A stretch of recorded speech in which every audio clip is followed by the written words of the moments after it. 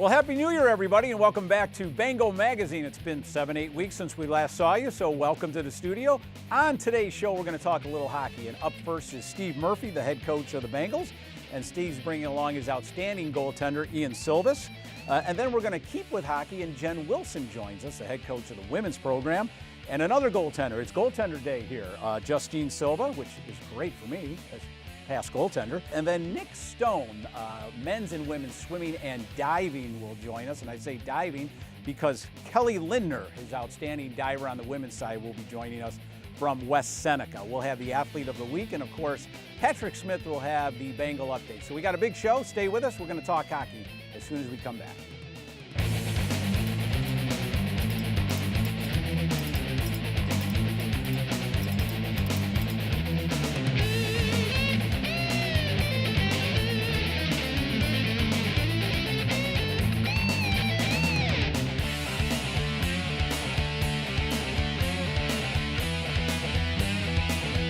Everybody's a comedian, huh, Murph? Yeah.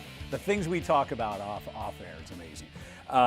Joined now by Steve Murphy, the head coach of the hockey Bengals here, and Ian Sylves, his outstanding senior goaltender, a graduate student, and we're going to get to Ian in a minute. But again, it's been a while since we've had a Bengal magazine, but the team is rolling, 14th in the country right now, getting down to crunch time, as they say, with about 5 or 6 games left in the season. So, Murph, give us an assessment at the three-quarter poll, as they say. I think we're in a good spot, yeah. Heading into playoffs. I think there's a lot of things that we're doing really well right now. I still think there's some things that we just need to tweak and get a little bit more consistent at.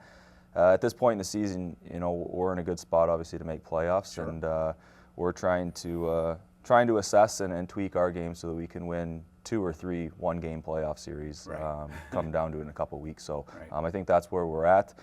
Big weekend against Fredonia. You know that you know if we can take 2 wins there, we've pretty much got home ice locked up in the first right. round. So a lot at stake, and yep. I think we're happy with where we're at. Well, you know, you kind of hinted that things are going well, and as I did my research, I mean, scoring almost 4 a game, that's 8th in the country. The defense is giving up 1.8, that's 6th in the country. Your power play is 7th in the country. Your penalty kill is 9th in the country. Tweaking, but it looks to me as I look at this, wow, there's not many weak links here. So what are you most happy about? Let's put it that way. I don't know. I think we've coming into the season, we were really young with 18 of 25 guys sure. being freshmen or sophomores. Those guys have obviously picked up what we've wanted to do, both systematically and just individual skill-wise, you know, really quickly. So we've been able to implement our culture, you know, throughout those guys, you know, rather fast. I don't know. Everything seems to be clicking. Like I said, it's just fine-tuning everything right now. So. We're as darn hard to beat as possible come that one-game playoff series. Well, the guy next to you is going to make it hard on opponents, that's for sure. And Ian Sylves is just having an outstanding year in goal, and 5th in the nation in shutouts, number 1 school record in terms of shutouts, 3rd in Division III in save percentage. So my question to you, Ian, is this a year you thought you had in you, or is this even a bit of a surprise for you where you are right now? It's a little bit of a surprise for myself right now. If you told me I'd be here 6 months ago, I'd probably laugh at you, honestly. But right. It's been quite a ride so far, so I'm pretty happy. You refer, I'm sure, to the ups and downs and the decision-making process that happened for you. And it wasn't easy. You and I talked in my office yesterday about his hip surgery and where he stood on the team. Why don't you kind of go over that story a little bit and let our viewers in on that? Yeah, when I came my first year and was the assistant with Nick Carriere, Ian was a freshman. We returned 1 goalie, and Mike DeLaverne, who was a sophomore. Both had never started before. I think right out of the gate, you know, Delly kind of grabbed the ropes, and then he went down, tore his knee up. I think Ian came in and yep. kind of held the fort for us for the next 8 or 9 games. And then it was a little bit of a battle there for the next maybe 2 or 3 games. There was a point in the season where I think Ian started, and we didn't play so well. We got blown out by Plattsburgh at home. There was a decision to be made that Coach Carriere wanted one thing, and I decided to to kind of challenge his word and Yes. go against him. And ultimately we went with Mike the next game. Nick had kind of said that you got a short leash here, and there was a point in the game where I think Potsdam had scored 2 quick ones, and Nick kind of told Ian to go in, and it's probably my one time that I overstepped my boundary as an assistant coach, and I think he had one leg over the boards, and I kind of yanked him back and just said, no, leave him. And from there on out, it was Mike's show. Sure. He obviously was on He wasn't all a bad SUNY. goaltender, No, he was on all SUNY the next 2 years. But knowing Ian, I think that's always sat in the back of his mind. Yeah. That was his opportunity to regain the starting job, and I kind of obviously denied that from him. And then going into last year, Mike again was our starting goalie and a senior, and Ian faced that decision where he had to ultimately decide if he wanted to play out the year as kind of our backup. Well, let's interrupt you there because there was a decision to be made because of injury. Yeah. I mean, you've got 2 bad hips at that time, right? And you can go under the knife and get that fixed, or you can play out the season. So continue on. Yeah, we'll get and your that's side of the story. and that's what it was. Ian wanted to be there for us. He wanted to be there as a teammate. He wanted to be there in case Mike went down, and obviously he was the next guy in line. But us as coaches felt that if he wanted a shot at the starting job next year as a senior, that he needed to be ready to go by September, October. Right. And if he pushed this back, the surgery for a couple months, that could have been in jeopardy. Right. So we advised him to obviously go in January and get it done, and I think he kind of hemmed and hawed at it a little bit, ultimately decided to do that. And here we are. Here we are. But tell me about the decision-making process for you. I mean, you want to be there for the team. They're making a good run, and yet you're realizing, well, I probably got to get this done too. Yes, absolutely. I've been playing through the pain probably 3 to 5 years before. Wow. And didn't really want to say too much about it. Freshman year when I was playing a lot. Sophomore year I was playing better, even though I wasn't playing in games, so I didn't want to say anything. I learned my lesson after junior year. The head athletic trainer, TSR, or Sean Roberts, Right.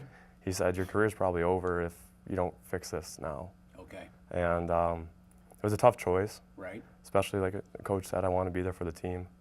And really what it comes down to is just knowing that I committed 4 years to being here and playing, and to give the team the best effort that I could. I needed to get healthy. Right. So I decided to get the surgery in January, the first one, and then I called before the surgeon was ready, really set up the other one 7 weeks after the first one, which is about a month and a half before he really wanted to do it, and just said, I need to do it now so I have enough time to get healthy. Wow. And so I just figured it out. They shaved both bones down, Yes. and then did some cleaning up, you told me off air. And yet, I got to ask you, was there ever you probably already answered it, was there a time where you kind of said, I'm done? I mean, a lot of times where that crosses you your did? mind. Okay. Absolutely. So you must sit back here now and think, wow, my career could have been done had I gone a different way. Correct. Wow, absolutely amazing story.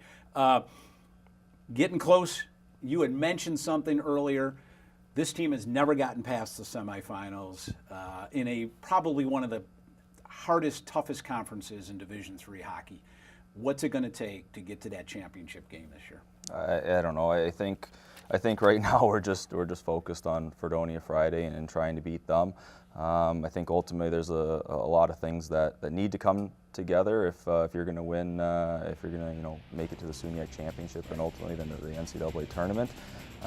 Like I said, we're just trying to fine tune our game. We'll get ready for Fredonia, and ultimately we'll start to get everything really in line here so we can win that one game playoff series. Well, Murph, thanks a lot. Ian, congratulations, and let's keep it going for a few more games. Sounds good. Thanks for being on the show, Thanks, guys. Tom. We're going to take a quick break, but when we come back, more hockey, Jen Wilson and the women's program. Stay with us.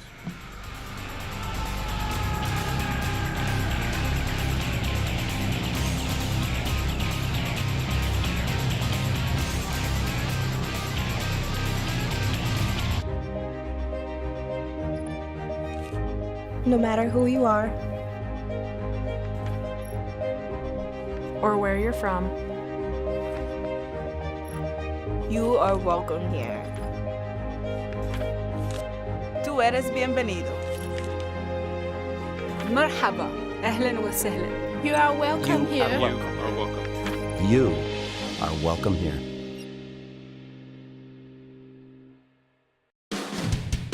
Well, we want to pass along our congratulations to Justine Silva from women's hockey, the forensic chemistry major.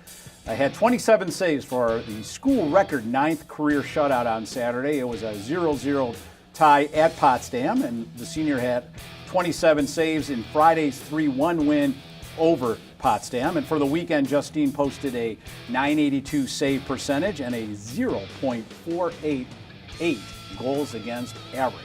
And we are lucky enough to have this week's athlete of the week, and that's Justine Silva on the show, along with her head coach, Jen Wilson. And ladies, thank you very much for being here.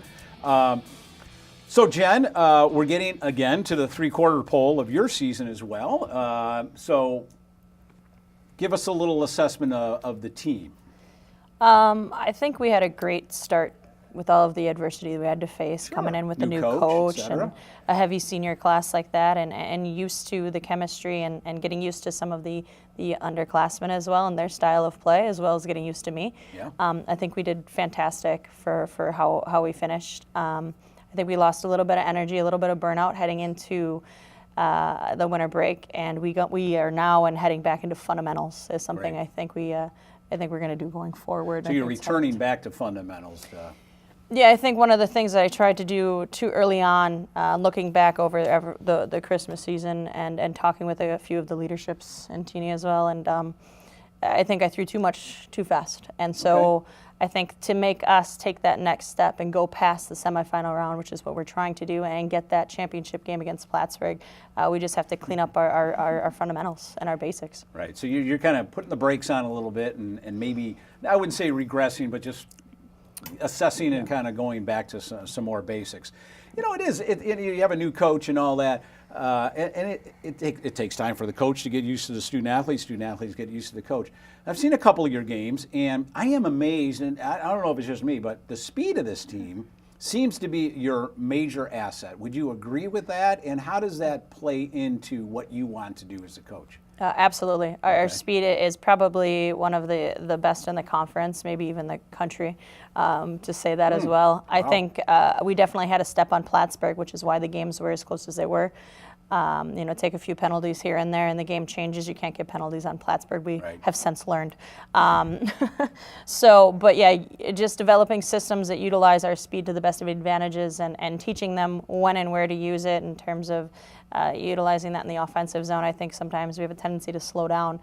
You'll notice our number on our power play, we slow down, which is not our strength. So I think that's where we definitely have some opportunity to grow as a team and develop with that running into I the did second notice half. that was almost a glaring statistic, the power play. So obviously that's something to work on. This young lady next to you is not something to work on. An outstanding goaltender, the career leader here at Buffalo State with shutouts with 9. Senior Justine, is your game where you want it to be right now, where you thought it would be as we head into the three-quarter pole? Absolutely. I mean, this is my 4th year. Yeah. I'm pretty used to the whole process and what to expect.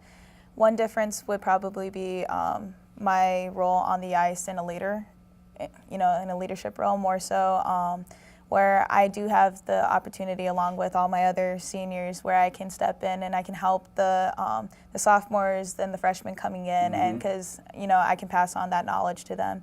But as for my game, I feel good out there. I'm having fun. It's a good season. Yet, Coach Wilson stepped in and is doing a fantastic job with us.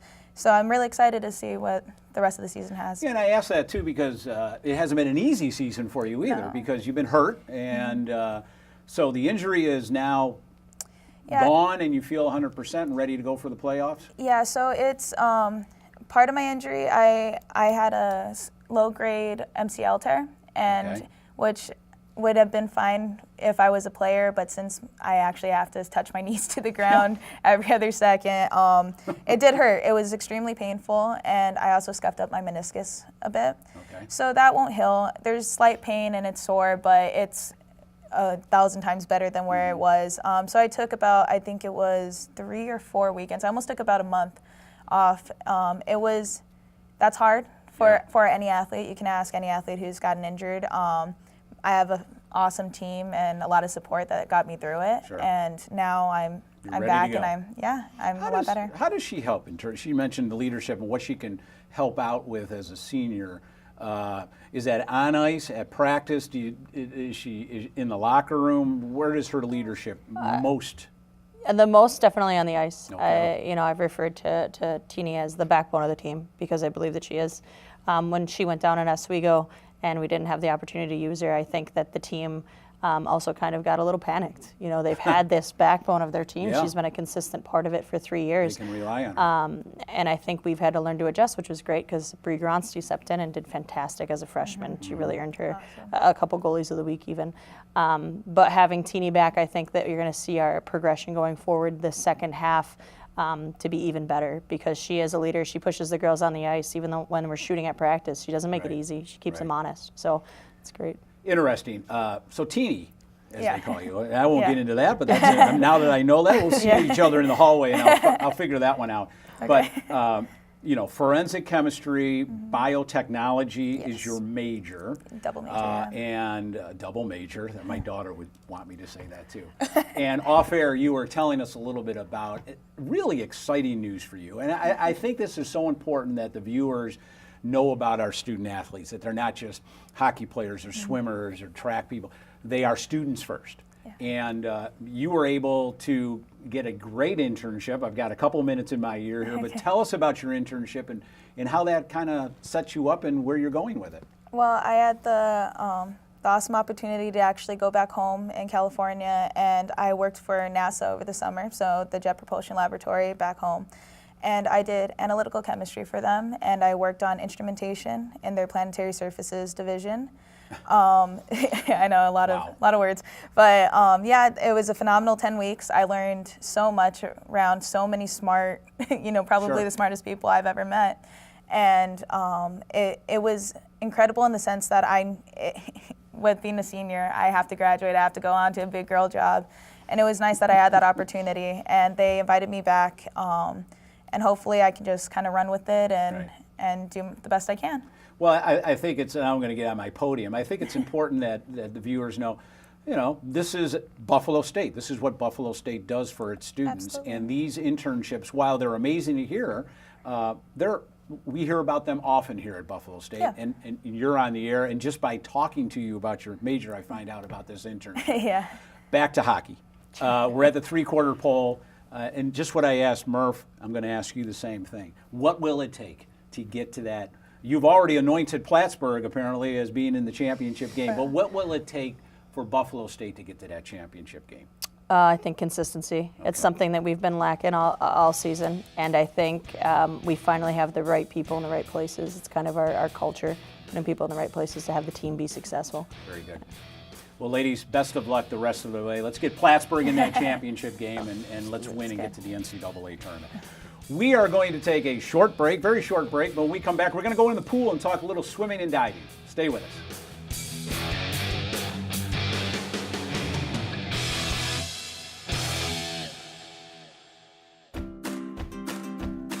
This is a college that inspires. Here you'll be engaged, strive for excellence, and prepare for a career. Visit our amazing Elmwood Village campus and apply today. You'll achieve your edge here. This place is Buffalo State College.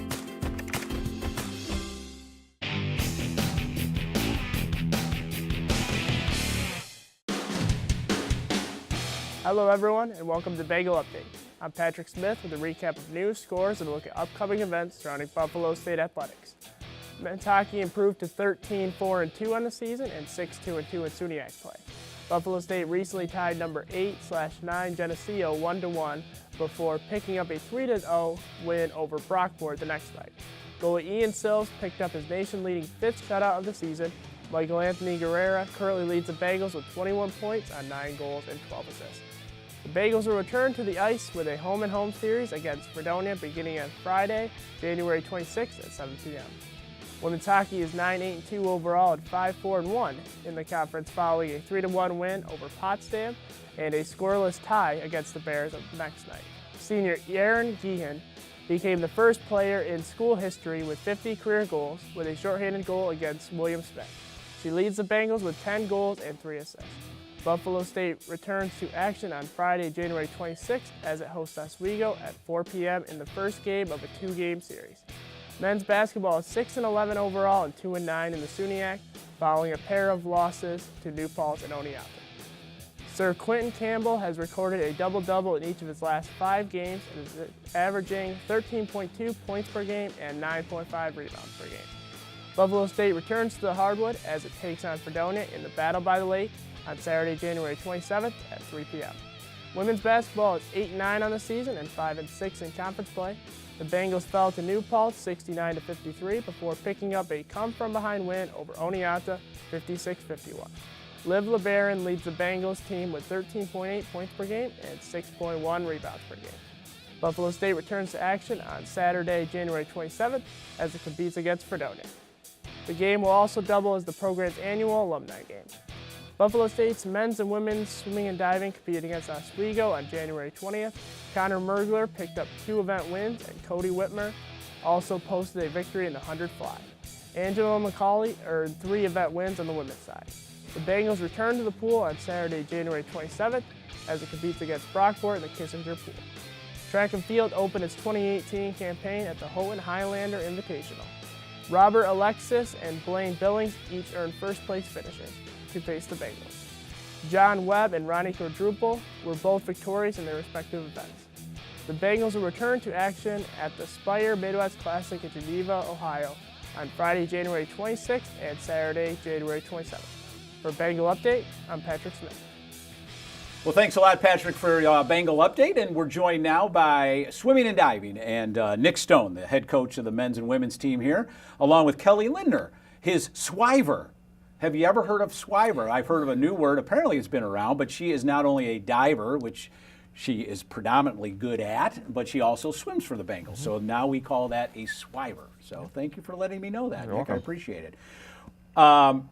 Again, we haven't had a show in a long time, and you are really down to the end of the season. But what's the assessment of this team right now, you know, before you went into the season and now where you are? I think you're kind of excited about the progress of these programs. Yeah, no, the progress has been really good. We're in our intercession training, and so we're doing doubles 3 days a week, 3-hour workouts on Tuesday, Thursdays, swimming, and I kind of overloaded them the last couple weeks, and we swam pretty poorly at Oswego because they were pretty tired. And shame on you. Yes.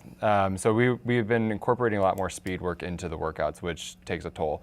And so we're actually, today marks exactly a month out from our conference championships, and so I'm excited where they're going, and we'll kind of get more of like an idea of where each person is heading into next week, because we'll go back to our normal schedule. Practice will be a little more spread out, because right now we have all 28 swimmers in the pool, which can get kind of hectic, and you don't get to see everybody that close. So we'll get to that in a moment, but you had mentioned the spring trip. Mm-hmm. You know, I'm always curious. The swimmers go down south. You know, softball goes down south too, and I think there might be a perception, oh, wow, they're going to have some fun down in Fort Lauderdale, but man, there is a lot of work that goes into that spring. You pack a lot into that week. Yeah. So yeah, we went down to Fort Lauderdale before Christmas this year, which actually worked out because we had 80-degree weather the entire time, whereas teams that went after the New Year like we used to do had 50-degree weather. So it paid off there. But yeah, it's a chance to get out of like the normal settings of being on campus and being back at school, and we also get the advantage of having a long course pool available, and so that's a really big aerobic trainer for a lot of the swimmers, because they haven't trained long course outside of that week during the year, and some of my freshmen have never touched a long course pool. So kind of like a learning curve there, and then we do doubles every day, 3-hour mornings, 2-hour in the afternoons, but yeah, it's a lot of work, and our hotel is right on the beach this year, so got to just walk. I wasn't invited. Next year, Tom. Okay, thank you. You have a swiver next to you, and we're gonna talk to Kelly in a minute. But very quickly, what is a swiver? It's just a combination of a swimmer and a diver. Kelly is gifted in the sprint freestyle, so she can do the 50 and the 100. And so if we're, depending on how our lineup is, because our girls squad is still a little bit small, definitely bigger, but we sometimes need her to fill in on the short relays, anchoring the medley relay, or maybe leading off or anchoring the 2 free relay if needed. So. Very good. So Miss Swiver from West Seneca West, the junior. Is it diving or is it swimming? Your first love, I believe, you said you started swimming, but diving is really your first love. So, how did you get into diving? How did that all start? So I started swimming club when I was in 5th grade, and then I swam club for 5th and 6th grade. I joined the varsity high school team in 7th grade, and that's when I really got into diving. Because one of my friends on the team was a diver, and she asked me to dive with her. So that's when I got into it, and I kind of focused on diving for the 6 years from 7th grade to senior year of high school. And I always swam a relay or an event or two every meet, and I just used that to my advantage in the pool. Diving it takes a special person, I think. I mean, swimmer, you can get in and swim, right? But diving, I mean, even whether on a 1 meter or 3 meter board, and I don't know if you do platform or not, but certainly not here you don't. But it takes some type, did you, early on in your career, did you have to bring up the courage to go, I can do this, I can do that? Must have, oh, come on, join us, Kelly. You could be a diver. Was it that easy? No, definitely not. Even right now, I have trouble with mental blocks, just throwing new dives and just telling myself that I'm not going to land on my back on the water. I'm not going to hit the board or anything. There's a lot of mental blocks that go along with diving. Well, you led me right into my next question. How do you practice new dives? I mean, because they're all not going to be perfect. I mean, you are going to hit land on your back or something. So what's the process of learning a new dive? Usually we do lead ups, so if I'm learning a 2.5 on 3 meter, I would do a double on 1 meter, which would just be 2 flips on 1 meter, and then I can just put it on my head on 3 meter. Okay. Which those are helpful, and then you just kind of have to build up the courage and throw it and hope it goes well. Very good. Her progress as a diver and a swimmer, okay? You mentioned she's 50 free and doing very, very well. How's her progress been as a diver for you? Really good. Every big meet, she'll throw. They actually went and competed at ECC last week, and they had a diving invite, got a PR by 10 points. A personal record, right? Okay. Yeah, personal best. And so at the beginning of the year, we have a separate diving coach. John McInnes was an alum of the program, because I don't know too much about diving, or at least the basics of it. And so they've been working really well, but I sit down with the divers in my pre-scene meetings, like, all right, what are we trying to do? Are we learning new dives? What do we got to try to accomplish too? And then as the season, like, I kind of hold them accountable. I ask, how is this going? How's that going? Or I'll talk to John about those different benchmarks that they're trying to meet. But all the divers have been doing really well. Fantastic. And setting up to do some good stuff at the end of the season. We always talk about Connor Mergler, our All-American, and quickly progress moving toward the conference and maybe the NCAAs and maybe a national championship. Things are on course. Yeah, with his body type, he gets broken down pretty easily, so he swims tired, and he definitely tapers really well. So he's doing really well with the training and the load that we're doing. His times have been consistent in dual meets. He's friends with the national champion in the 100 freestyle from last year who had recently graduated, and so his family's in Niagara Falls, and he was here over break, and he's currently training with USC's post-grad team. He's trying to qualify for one of the national teams this summer, and he came in and had worked with Connor on a stroke, and so we've been doing a new stroke for his 50 freestyle, and it's taken a little bit for him. He's been doing it for less than a month now, and it's definitely, he's pulling more water, and it's just going to take him a little bit of time to adjust. So, wow. I'm gonna tell my director, I'm gonna go over quickly on this, but Angela McCauley, your outstanding freshman, I'd be remiss in not mentioning her. A freshman from Schenectady, just got done with the Oswego meet and won 3 individual events. Tell us quickly about Angela. Yeah, she hard work is exactly, like, she comes from a pretty good club team. She is someone who just wants to do more. I've been really happy with her progress, especially she got injured and was out for about a month at the beginning of the season, and she's been getting back into it, and she's really taken off. I'm excited to see what she can kind of do this weekend. Her event's the 400 IM, which she's only had a chance to swim once so far, and the stuff she's been doing in practice is leading up to some good things. And if not this year, next year, we can probably have her at NCAAs. Very good. Well, thanks both of you for being on. Best of luck, Kelly, as a swiver, both in diving and swimming. And we're 30 days down 30 days. Before the conference championships. Thanks again for being on. Well, that's going to wrap it up for this edition of Bengal Magazine. We'll see you again in 2 weeks for more Bengal Magazine.